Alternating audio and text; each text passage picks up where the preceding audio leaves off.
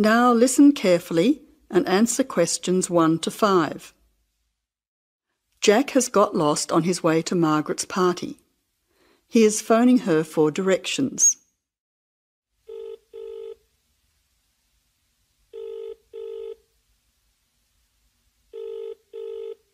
Hello, is that Margaret? Yes, who's speaking?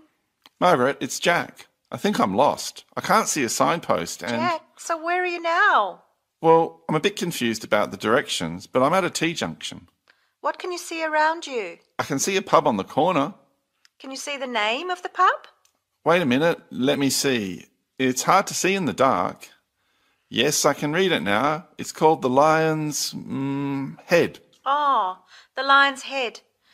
Okay, well then you're not too far away. Go straight ahead through the traffic lights to the next T-junction.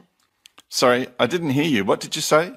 I said just go through to the next T-junction. Okay. Now what? Well, there's a park in front of you and a large 2-storey building on the corner. Yes, I can see them. Okay, so now turn left. Hang on, you're coming up the street, so you'll have to turn right. Okay, got it. What's the name of your street? It's Wesley Street, Wesley, number 70. We're the 5th house on the left. You should see a red letterbox and some bushes in front of the house. Okay, 5th house, number 70. I should be there soon. Am I late for the party? It sounds like things are happening there. No, it's only just started. That's good. I should be there in the next 10 minutes. See you soon. Jack hangs up and walks on. 7 minutes later, he calls Margaret again, as he still can't find the house.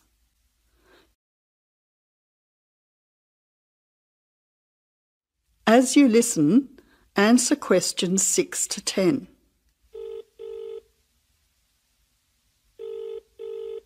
Who's speaking? Hi, Margaret. It's Jack again. Sorry to bother you. Listen, would you mind doing me a favour? Of course, what? Could you tell Mike I have got his camera? I've tried to send him a text message, but it's not going through. Oh, he's not here yet. Oh dear, he said he'd be there early. He might be lost too. Okay, I'll call him. What's his number? 0482 563379. Oh, so that's 0485. No, 0482 563379. Okay, I'll call him right away. But where are you now? Well, I'm in your street, but I still can't find your house. I can't see the numbers very clearly, or a red letterbox. It's pretty dark. I thought you said it was easy to find. Oh, okay, wait there. I'll come outside and get you. All right then, and don't worry about calling Mike. I'll try to call him now. Hang on, there's someone coming down the street. It looks like Mike. Oh, and I can see the letterbox now. It was hidden behind a bush. See you soon.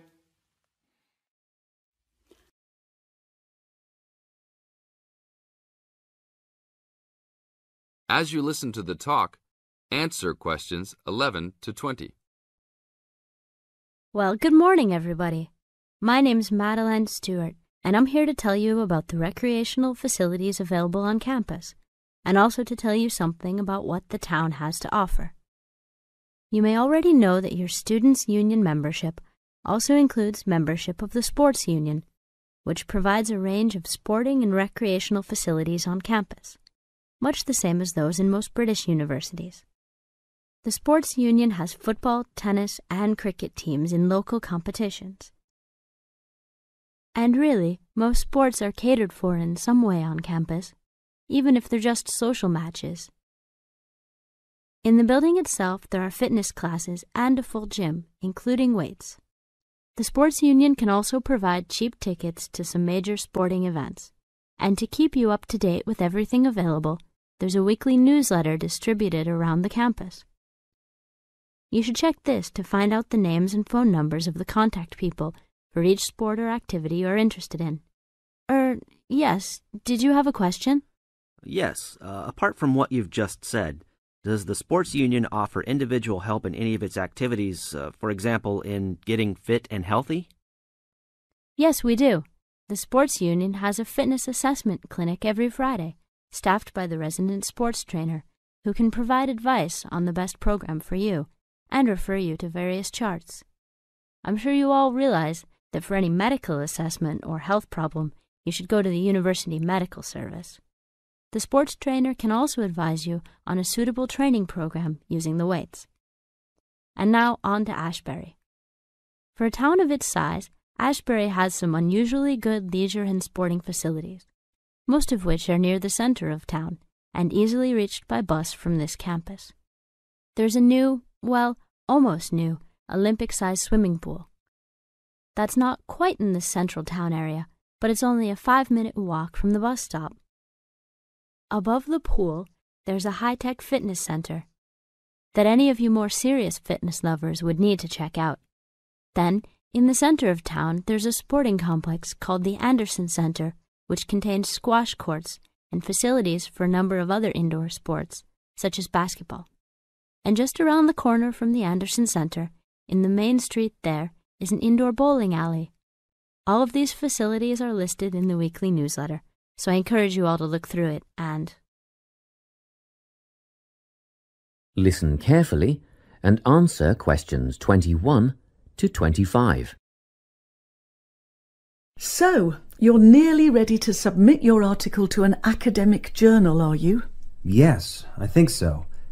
I just wanted to go over all the things I need to do before I submit it. And then I wanted to go over the submission process with you. Great. So, firstly, you need to write an abstract. Make sure it's short and concise. Of course. I forgot all about that. And what about key words? Yes. A lot of students overlook this part and just jot down whatever comes to mind. But take some time to make a list of key words that are accurate and relevant. Okay.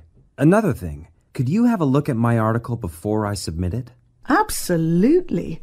Actually, at least 2 senior staff members should always read through a final draft before submission. Do you mind if I give it to Professor Johnson to have a look at as well? Not at all. I'd be glad to have the feedback. Do you know which journal you want to submit to yet? Not yet. I have a short list of about 3 that I'm interested in.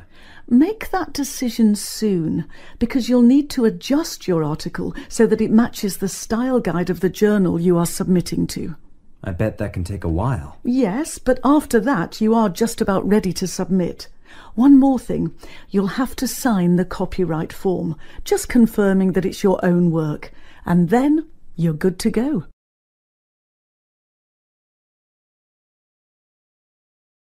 Now listen and answer questions 26 to 30. Now, the submission process. How does it work exactly? Well, the first thing is to just send it off. You've got to send in the manuscript before anything else can happen. Sure. And then should I call to check if they have received it? No need for that, no. All you have to do is just log on to your email regularly, because you will get a submission confirmation once they have processed the manuscript. And that will have comments on what they thought of it? No comments yet. That email is just to let you know they have received it. The next stage is what is known as peer review. This is when experts in the field review your manuscript and decide whether to accept it. They'll never accept me. I'm only a master's student. Don't worry about that, Jeremy. It's all done through a double-blind method. That means that whoever reads your manuscript has no idea whether you are a grad student or a Nobel Prize laureate. They'll only be judging your work, not you. Well, that's good to hear. And then what, once they've made their decision? Well, there are 4 possible outcomes. You might get an acceptance, but a first-off acceptance is very, very rare. Don't pin your hopes on it. You could also get a rejection, but these don't happen very often either. I don't think this will be a problem. What do you think I'll get? If you're very lucky, you'll get a conditional acceptance. This means that they've accepted the article and it will be published, but you need to tweak a few things first. A sentence here, a heading there, nothing major. That sounds good.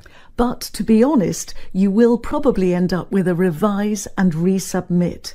This means they are definitely interested, but you will need to rework the paper before it's accepted. The necessary changes will be outlined by the reviewers. Okay, so I just fix the things that need changing and present it again? Yes, but include a cover letter that discusses the changes you have made. The same goes for a conditional acceptance, actually. It helps the reviewers see that you've taken their criticism seriously.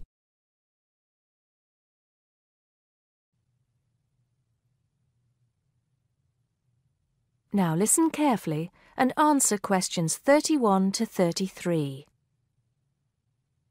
Now, today we're going to be finding out about the most popular sports in the Emerald Isle. That's Ireland, of course. Can you guess what they are? Well, there are these two lesser-played games, a form of rounders and Gaelic handball. But we'll start with one which is perhaps over 3,000 years old, arriving in Ireland with the Celts, some claim. That may be a slight exaggeration, but I consider it to be the fastest field game in the world, and it goes by the name of hurling. Well, that's what it's known as in the English-speaking world anyway. So, what do you have to do? You've got 15 players on a team, one of them the goalkeeper. Each one has a stick called a hurley. Here you are. I've brought mine along. Had it since I was at school. This is what it looks like, and basically you have to get this ball, called a sliotar, that's S-L-I-O-T-A-R, so it's not spelt the way it's pronounced. You hit it into the net for 3 points, or you can hit it over the net for 1 point.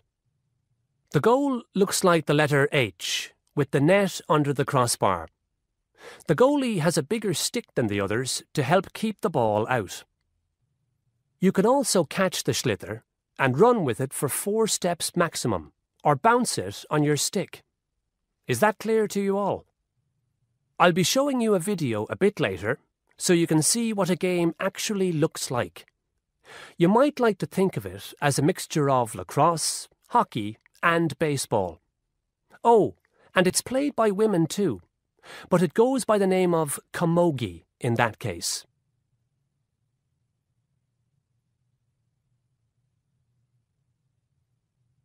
Now listen and answer questions 34 to 40. I'll give you a bit of the history, shall I now? Generally, the golden age of the game is considered to be the 18th century. But systematic rules were first agreed and drawn up at that great shrine of learning, Trinity College Dublin, in 1879, founding the Irish Hurling Union, closely followed just a few years later by the formation of the Gaelic Athletics Association. With greater organisation last century, the All-Ireland Hurling Championship got off to a flying start, and I'm proud to say that my own native city of Cork has won more than 20 titles over the years. But then, so have Kilkenny and Tipperary. Is it only played in Ireland? No. Well, it is the only country with a national team at the moment, but you may be surprised to discover there are hurling clubs in London, as well as in America and Argentina, to name just a few. The other game I'd like to take a little time to introduce you to is Gaelic football, which is played on the same pitch as hurling with the same number of players, but there's no net. You just have to get the ball over your opponent's goalposts, and you can do that by kicking or punching the ball. However, you're not supposed to do that to the players, I might add. Imagine it as a combination of soccer and basketball, but in my opinion, it's a more exciting spectacle than either of those. Excuse my bias, if you will. It's also very popular with women. In fact, there are more women's teams than for any other sport. Whether despite or because of the physical contact involved, I wouldn't like to say. They do play a shorter game, 60 minutes, rather than the men's 70. So, let's have a look. If we can have the lights down, I'll see if I can get this technology to work. You now have half a minute to check your answers.